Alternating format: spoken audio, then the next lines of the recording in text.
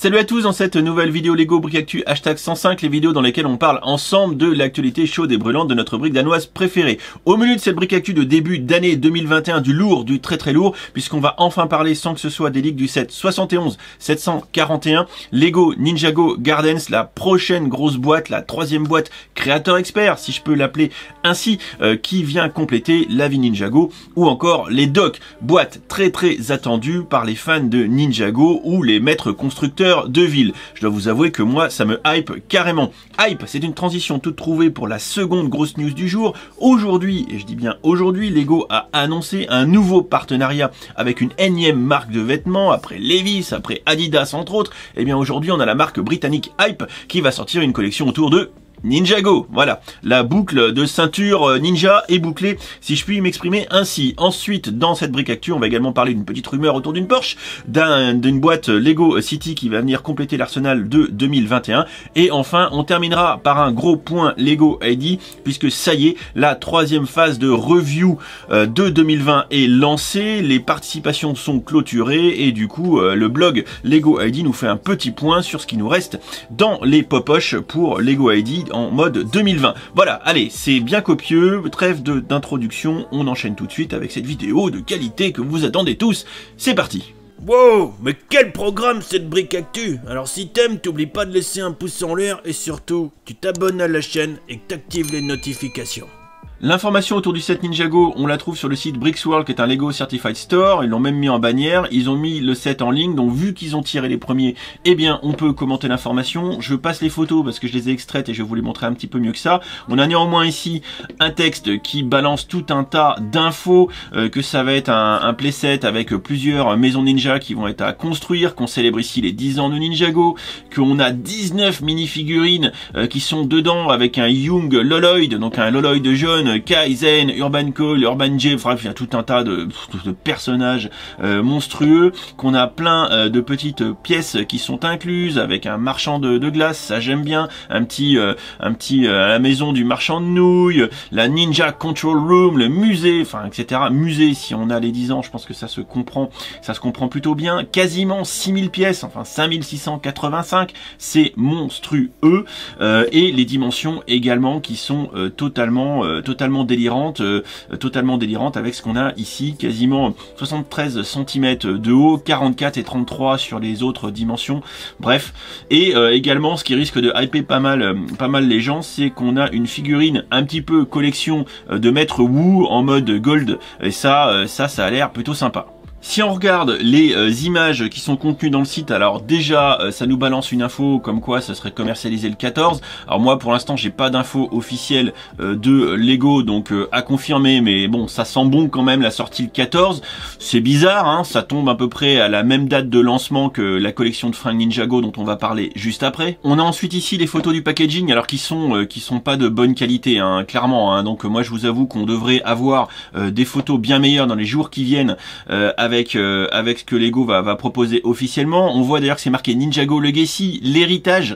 Donc quelque part, on vient ici célébrer les 10 ans de la franchise et des boîtes. Et la boîte a l'air juste complètement énorme. L'arrière de la boîte qui montre un petit peu comment va être décomposé le bâtiment en différents modules à la façon modulaire créateur expert. Et une photo de bien piètre qualité qu'on retrouvera très certainement sur le shop Lego. On a ensuite ici une grosse image qui devrait être sur le site Lego pour agrémenté d'explications ce qui va tourner autour de la boîte. Ça ressemble énormément à ce qu'on a sur le site en général.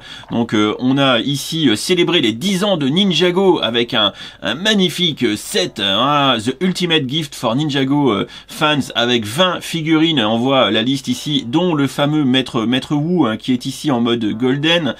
Tout un tas d'étapes de construction, des petites photos, un jeune homme qui construit ça et qui a l'air méga hypé, et surtout la photo qui va intéresser beaucoup de monde, c'est celle-ci, quand on a la ville, les docks et les jardins qui sont à côté. Ça fait un diorama qui ferait pâlir un exposant de Lego, quoi. Enfin, un petit aperçu des photos un petit peu lifestyle qu'on aura avec, hein, à la mode classico, très jolies, elles sont de meilleure qualité, donc ça permet de voir un petit peu mieux le set. Franchement, c'est assez stylé. Moi, je vous avoue que ce set sera mien, tel les deux autres que j'ai également, mais qui sont pas montés. Franchement, ça envoie du pâté. Là encore, on voit un petit peu les 3 sets ensemble. Amazing display piece to combine with other sets. Bah oui, c'est ça qu'on veut, c'est qu'on veut la ville, les docks et les jardins. Bon, moi je vous avoue, je suis complètement hypé par cette boîte malgré son prix qui a l'air de tabasser un petit peu. Là, c'est annoncé à quasi 500 $. Faut pas s'attendre à ce qu'on l'ait à 200 balles chez nous. Clairement pas. Affaire à suivre dans les jours prochains. Si la commercialisation doit arriver au 14, Lego devrait réagir très vite.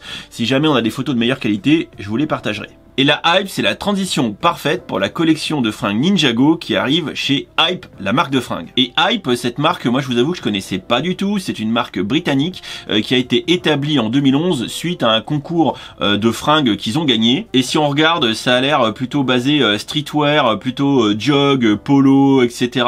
Ça a l'air plutôt coloré, plutôt floral. Ça a l'air sympa, même si je vous avoue que c'est pas trop ma cam. Ça sera une collection de 28 ensembles différents. Ça sort le 15 janvier sur la boutique Hype et ça sort le 14. Ouais, le 14, ça vous parle pas un petit peu comme la boîte Ninjago sur le site lego.com. Si on regarde un petit peu les produits ensemble, on a du sac à dos Hype qui est plutôt sympa avec le petit logo brodé, des petits motifs sympas, ça c'est floral. J'aime bien.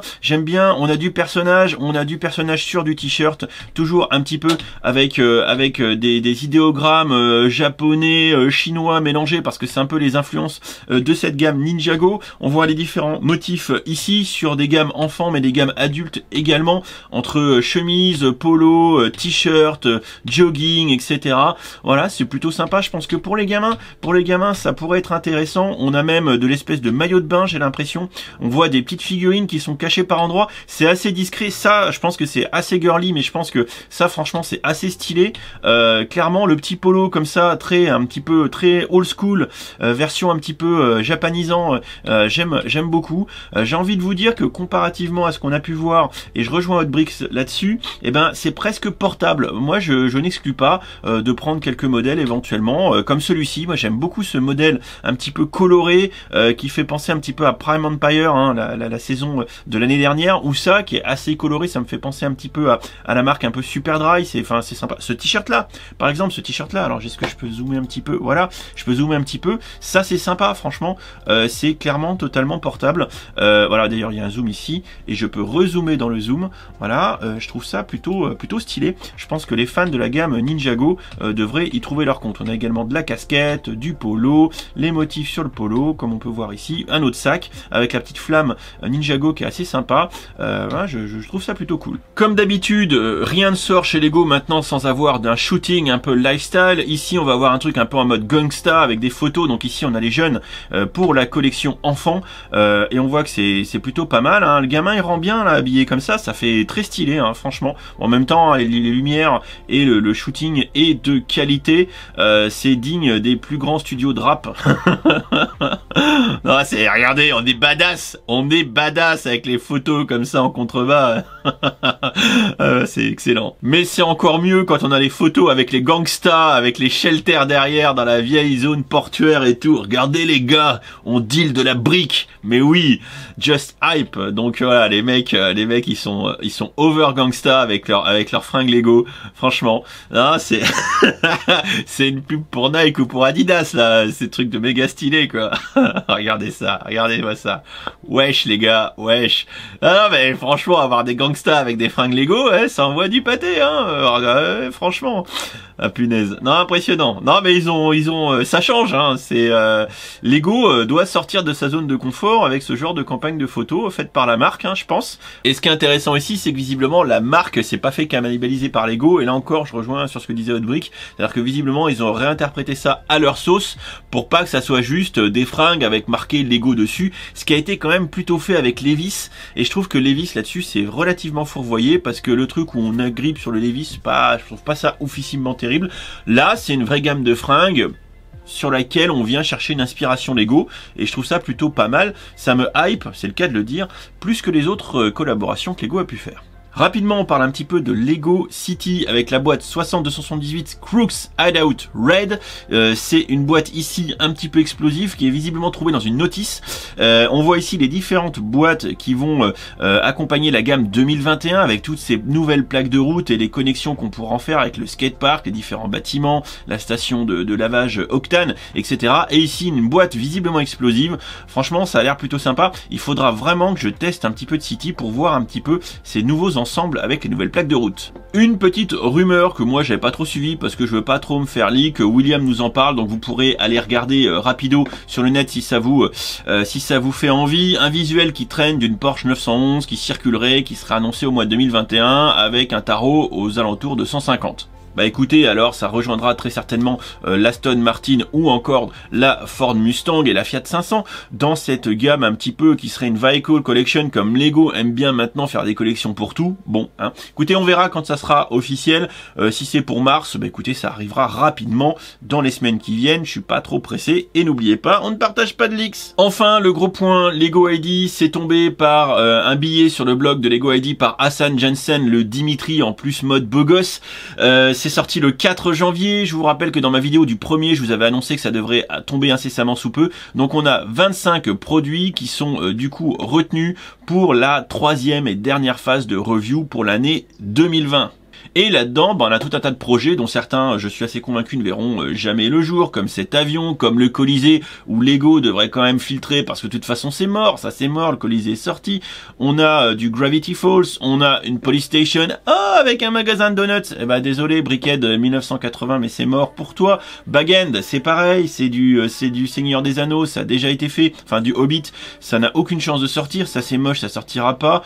Pourquoi pas, mais j'y crois pas. Ça, un château, ça me plairait, mais on a déjà le Medieval Blacksmith, donc j'y crois pas. Une IRM, je ne comprends pas, c'est digne de mon balai à toilette UCS. Le phare, pourquoi pas, le phare motorisé aurait une chance. Le Avatar tricoloré, mais il y a une licence, donc ça peut poser problème. Le voyage de Shiro, très joli, ça irait très bien avec la gamme Ninjago dont on parle. Jumanji, pourquoi pas, ça pourrait faire un one-shot assez sympa. Un espèce de bâtiment modulaire en mode Venise, j'y crois pas non plus. La voiture, ici la race car de Redera qui est un français, j'adore son travail, moi ça me ferait plaisir, voilà, mais avec toutes les voitures qui sortent, j'y crois pas. L'autre il s'est cru dans Lego City, j'y crois pas. Lui on sait pas ce qu'il fait, ça c'est digne de mon balai à toilette UCS, hein. On est d'accord, hein. Ça ressemble à rien. Et si nous adapte ça, alors là, mort de lol. L'autre qui a pas compris que les Lego architecture ça sert à rien d'en faire. Le car wash c'est un magnifique modular, mais c'est pareil, ça va dans la gamme 18+, créateur expert modular, ça a rien à foutre en Lego ID.